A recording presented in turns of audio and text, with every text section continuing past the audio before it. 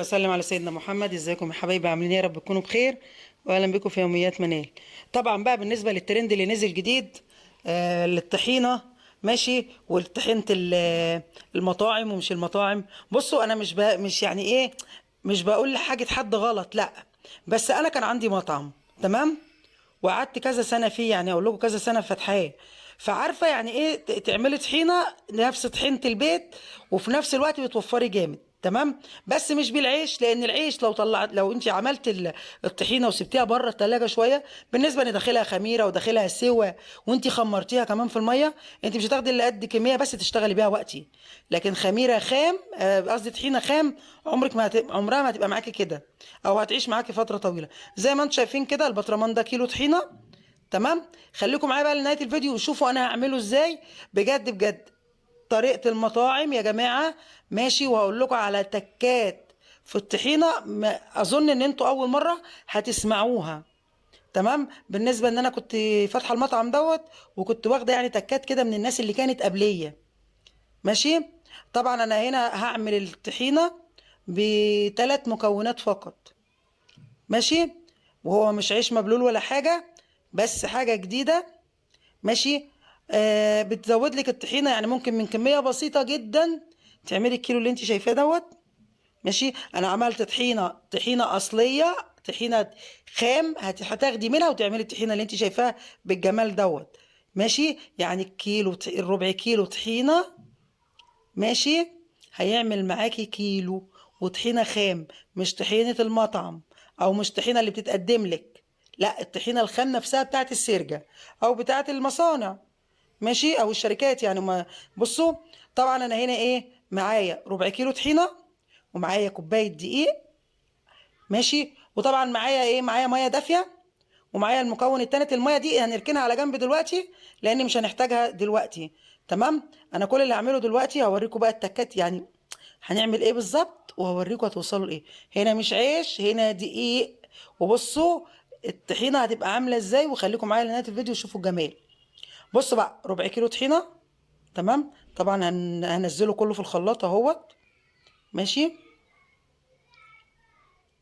على فكرة بجد بجد والله، مش انا مش براجع ورا حد، بس بالنسبة لخبرتي في المحل لما كنت فاتحاه، ايوه احنا بناخد كمية، كانت بتجيلنا طبعا، احنا بنستعمل كمية طحينة جامدة، تمام. فانت مش هتشتري كل يوم كمية طحينة عشان تديها للزبون او تحطيها في السندوتشات وتقف عليكي بمبلغ وقدره. كنا بنعمل ايه، كنا بنجيب كيلو الطحينة او الاتنين كيلو، ونضيف لهم نصهم دقيق، ماشي. يعني انا حطيت ربع كيلو اهو، هحط المج ده وهحط على قد ما اقدر، يعني ممكن المج ده ما يقضيش وازود، انا بزود على قد السمك اللي هيبقى قدامي، تمام. بحط الاول الطحينه والدقيق. وبصوا بقى، واحنا شغالين كده مع بعض هقول لكم على حاجه. الطحينه بتاعت السرجه يا جماعه مش سمسم صافي، تمام. احنا في البيوت بنعمل بسمسم صافي، بنحمصه وبنعمله او بنطير منه بس ايه، الرطوبه اللي هتبقى فيه. وبعد كده بنطحنه وبنعمل بقى، نحط له، بنضيف له زيت، وبنضيف له ايه، يعني الحاجات الشغل اللي احنا بنعمله في البيت. لكن الطحينه بتاعت السرجه بتبقى طحينه ودقيق وسوداني، تمام. وبالنسبه للسمسم لو غالي مش بيحطوه، بيحطوا زيت سمسم معايا في الموضوع ده. يعني بدل ما بتضيفي زيت بس للطحينه اللي هي الخام، لا، ده انت بتضيفي لها زيت سمسم، تمام. فعشان كده بتطلع معانا بقى ريحتها عاليه قوي، وبتبقى بيبيعوا عندها ارخص من بره. هنا طبعا جبت لكم بقى ايه الحاجه التانيه دي، طبعا الزيت، انا دمجت نص دقيق، ماشي. وهحط ايه، هحط الزيت شويه شويه، عشان ما ينطرش بعد كده لما اجي اشيل الطحينه، ما ينطرش الزيت منها، ماشي. عشان بالنسبه ان انا حاطه دقيق، ودقيق ما حمصتوش، يعني انت المفروض في ناس يعني في ساعات كده ممكن الناس تقلبي، ممكن تقلبي الدقيق على النار كده شويه، ماشي. وبعد كده تضيفيه، يعني على على الطحينه. انا عملته على طول، انا اتكهربت في الحته دي يا جماعه اتلسعت من الخلاط، ماشي. اضيف الزيت شويه شويه، يبقى اصبح كده زيت ودقيق، ماشي، وطحينه، ماشي. الطحينه ربع كيلو طحينه هيعمل معايا كيلو دقيق، كيلو طحينه خام، معلش انا بتلخبط. كيلو طحينه خام يعني ربع كيلو هيعمل لك كيلو بنفس الريحه وبنفس الطعم وبنفس الجوده. وعلى فكره ده بقى ده تقعديه في التلاجة ان شاء الله سنه، ماشي. ولو لو سبتيه بره التلاجة ساعتين 3 4 مش مشكله، فاهميني. لكن العيش يا جماعه بيخمر لان فيه خميره، هيبوظ لك شغلك لمجرد ما طلعت من التلاجة باظت. يا اما بقى يبقى هو الاستعمال اللي هي الطحينه اللي انت بتعمليها جنب الاكل، مش الخام. تمام. انا حطيت اهو دقيق وحطيت دقيق تاني على فكره، ماشي. يعني انت بتحطي، انا مش هقول لك بالمعايره، يعني انت ربع كيلو طحينه مثلا هياخد مج ونص من الموجود زي الموجود دوت اللي انا شيلته دلوقتي، لان انت بتضيفي لحد السمك اللي انت عايزاه، وبتحطي عليهم زيت وتضربي التلاتة ببعض كويس قوي، تدمجيهم كويس، ماشي. وبعد كده بصوا بقى السمك وبصوا جمال. طبعا ده بطرمان انا غسلاه ومعقماه، بنغسل البطرمان ونعقمه على النار على عين البوتاجاز كده نشممه النار، فده تعقيم بيبقى كويس، بيحافظ لك على الحاجه، ماشي. بصوا اهو، ماشي. هنصبها دلوقتي في البطرمان وشوفوا السمك بقى وجماله. دي كده عملنا ايه بقى؟ عملنا طحينه خام، مش طحينه جنب الاكل، ماشي. هتاخدي منها زي ما انت عايزه وهتزوديها، يعني انا هوريكم دلوقتي انا هعمل منها طحينه جنب السمك، لان انا في اليوم ده بصراحه انا عامله سمك، ماشي.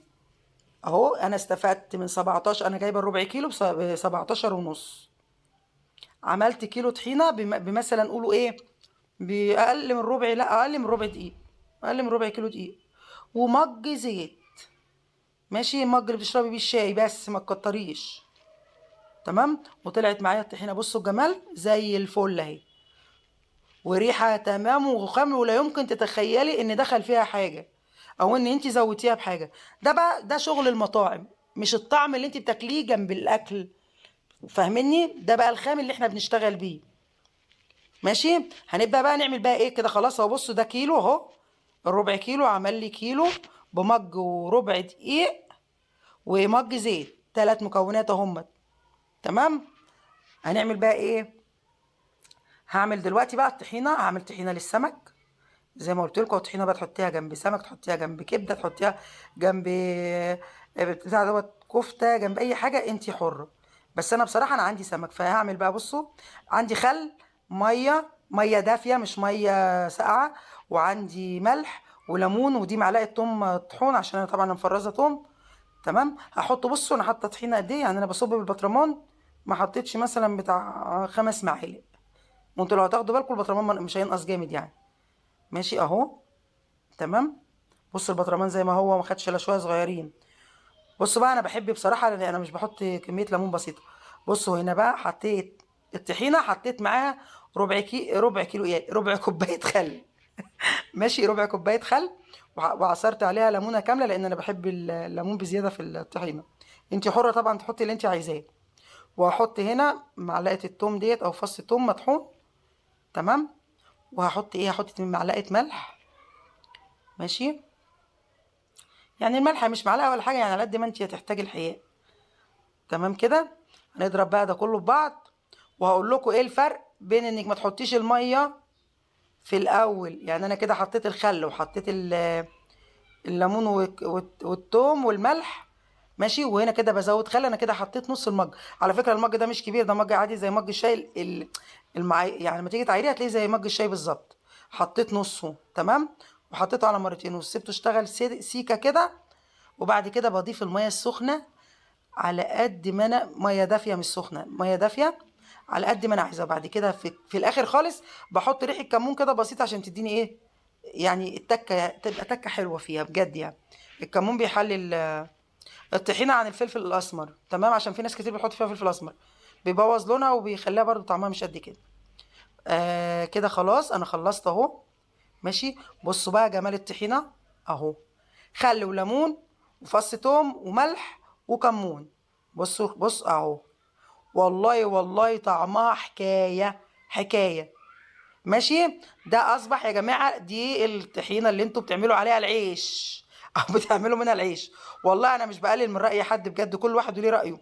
بس انا بالنسبه ان انا كنت فاتحه المحل ده، وبجد يعني كان اللي قبليه، لان كانت يعني كانت هوايه بمعنى اصح.